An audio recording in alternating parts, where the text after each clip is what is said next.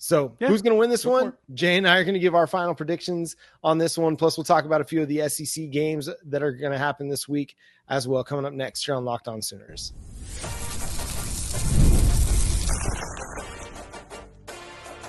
You are Locked On Sooners, your daily podcast on the Oklahoma Sooners. Part of the Locked On Podcast Network, your team every day. Again, thanks for making Locked On Sooners your first listen every single day. Shout out to all the everydayers out there. The SEC doesn't really have a ton of marquee matchups this week. Oklahoma, Alabama might be the most marquee one. I mean, we're getting that primetime ABC slot, but there is some intrigue happening across the conference. LSU Vanderbilt is a very intriguing one. It got relegated to SEC Network, but Vanderbilt 6-4, 3-3 in the SEC. LSU 6-4, 3-3 in the SEC. Is there a scenario in which Vanderbilt overtakes the Tigers in the standings this week? I mean, they're playing in Death Valley, and it's going to be a night game. So there's a possibility that that's supposed to be that way, but I'm going to tell you this. Don't sleep on Vanderbilt. Diego Pavia loves these atmospheres, and Garrett Nussmeier has not been playing at the standard that we were hoping for. So I could totally see Vanderbilt going out there, giving them hell, and making it to where we play at 6-5 LSU, and we come in there potentially at either 6-5 or 5-6, and fighting for our chances to go to a bowl game. So yeah, that one's going to be an interesting game. I think there's two other ones though that really deserved attention. And I'm very much disappointed that we're not talking about these more. The first one is Texas A&M at Auburn. They're going to Jordan Hare, as everyone likes to call it. Jordan, whatever. It's cursed place. But John, A&M is only a 2.5 point favorite in this game. That is a low spread on FanDuel. The last time this happened was when Missouri went to College Station, and it was similar. The spread was really low, and then Alabama or A&M boat raced the Tigers. Boat raced them. Yeah. Dude, I'm sorry. Zach Blackerby, Locked On Auburn. Our dude, no. Just no. I have no belief that the Auburn Tigers are going to win this game. John.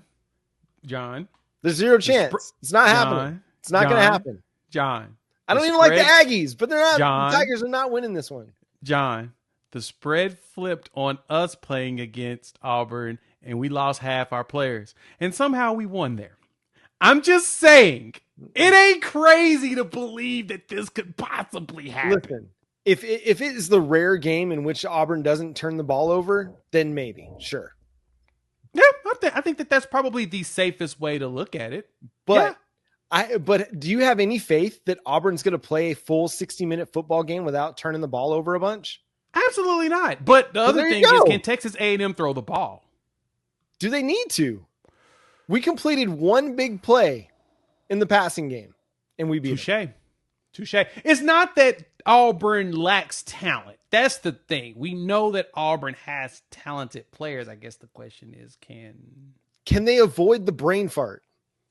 Yeah, that's the question. Can they avoid coughing the game up, similar to the way that we did against Missouri?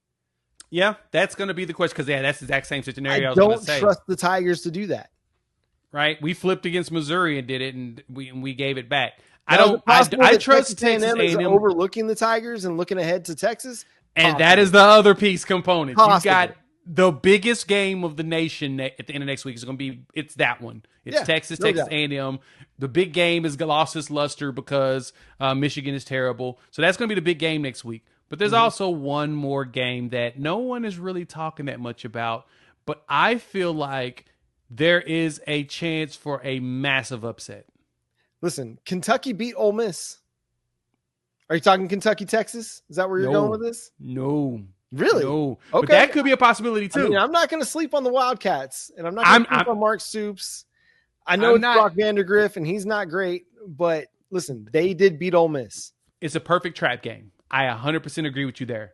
But the one game that we need to be the one game we need to be talking about is Florida Ole Miss. Ole Miss traveling to the swamp, and Florida. Ole Miss is 11-point favorite, and Florida just cooked LSU, and they feel like their trajectory might be up. That one is one to keep your eyes on. Yeah. I'm a little nervous about that game for Ole Miss. Tell you Yeah, what, coming Florida- off the high of win last week, that's a game that could end up being that's a trap game, a very good trap game. If Florida can pull that one out, man, I think we're going to find out that DJ Lagway is the truth and the future stud star number one quarterback at the position in college football. Ole Miss lost to LSU in Kentucky, just as you said. In that LSU game, they should not have lost. They lost on the road at LSU. They're going to the Swamp, and it's going to be a day game. There's a good chance they could possibly lose that game. There's a good chance. Yes, that Georgia game was fantastic. They played on all cylinders, but Georgia like giving the ball away. Lagway's done a really good job of keeping the ball. And whenever he's on, Napier may actually be cooking with something, which I understand why they gave him the vote of confidence. He may be cooking with something. Yeah, I mean, Florida has got a talented roster too. It's just he's been working to build that roster up, build that depth up, and Lagway is a good quarterback. He's a young quarterback, and right now he's playing some really good ball. Confident. You know what's intriguing there? He's not playing efficient football. I think against LSU only completed like 50% of his passes, but it didn't matter because they created some big plays. He made plays when they needed him to, and that was enough. And they got good special teams play. So anyway, that's enough about all that.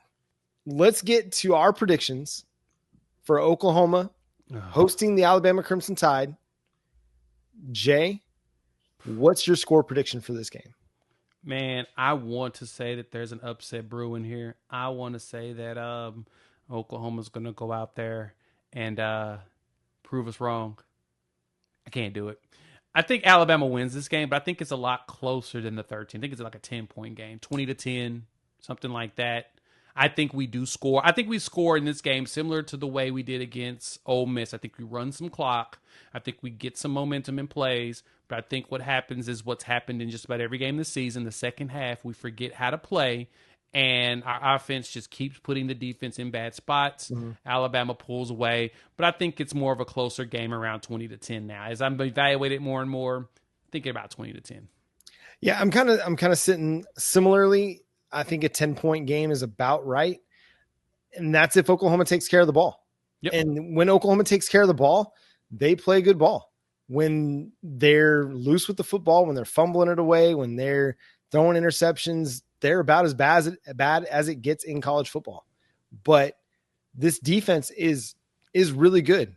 And this defense has a chance to slow down the Crimson Tide. I know people are going to get in the comments and they're going to scoff at the idea that we can slow Alabama down. But this is a really good defense against the run. Jalen Milroe is a good running quarterback. But you don't think that Danny Stutsman is a linebacker that can hang with Jalen Milroe? I do. I think Deshaun McCullough's size and his length are going to give Jalen Milroe some fits on the edge when he tries to break contain. I think that Kip Lewis has got the speed to run him down. I mean, it's a big challenge for your front seven against that Alabama offensive line. But the front seven has been really good this year. That's not been your weakness. So if you can prevent Jalen Milroe from getting going in the run game, and you're going to force him into some second and long, third and long situations, I like Oklahoma in those situations. Generally speaking, more often than not, they win in those situations, at least on the defensive side of the ball. But I don't think they're going to be able to score enough. And that's going to be the problem. And I do think that there will be a turnover or two that puts Oklahoma's defense in a short field situation where they give up points. And so I'm looking at Alabama 27-17. Unfortunately, hate that. I do not like picking against my team, but this is the reality of the situation. Now, I cannot wait to come back on Saturday night here on the live show after the game and be proven wrong by the Oklahoma Sooners. I would love for that to be the case. And I will sit here and I will eat my tweets and I will eat all the crow for doubting this team. But until they show something on a consistent basis, it's hard to believe that they're going to go out there and pull off this upset. Yeah, I'm hoping that they make us all eat crow on this weekend by proving that senior night, they care more about it than the fans do, and boom, make something happen. So good luck, guys. And listen, it's senior night. One last time to watch Ethan Downs and Woody Washington and Danny Stutsman and Billy Bowman, Deion Terry at home. Hopefully we get to see Jalil Farooq one more time at home, although he'll be back next year. So he's not completely a senior. He's going to get the redshirt year, so he'll be able to come back next year. But those other guys on the defensive side of the ball that have been such impactful people, players, teammates, leaders during the transition that occurred, it's huge, man. And it means a lot. Like, this season has not gone the way that anybody expected it to, but the defense continued to grow. The defense continued to get better. And those guys, Ethan Downs, Danny Stutsman, Billy Bowman, Woody Washington, Dejon Terry, they're at the forefront, especially all those guys that have been here since the Alex Grinch, Lincoln Riley era. So shout out to those guys. Enjoy your final home game on Owen Field. You've earned all your flowers. You've earned everything that's coming your way. Just enjoy it. Go have fun, and then go shut Jalen Milroe down and maybe pull off a huge upset. But that's going to do it for today's episode of Locked On Sooners. Thanks so much for tuning in and being a part of the show. Let us know what you expect to happen this Saturday night against Alabama. What's your score prediction? Let us know in the comments. Shoot us a DM over on Twitter. You can follow us on Twitter, TikTok, Facebook, Instagram, at Locked On Sooners. Follow Jay at Unfair Sports, myself at John 9 Williams. And we'll be back on Saturday night after the game to break everything down. Not sure if Jay will be with us because he'll be coming back from the game, but I will be here live to react to the game with you guys here on the YouTube channel. So make sure you're subscribed wherever you get your podcasts and over on YouTube, and hit that notification bell to let you know when new episodes drop. But until next time, he's Jay Smith. I'm John Williams. We'll catch you then. Boomer. Sooner.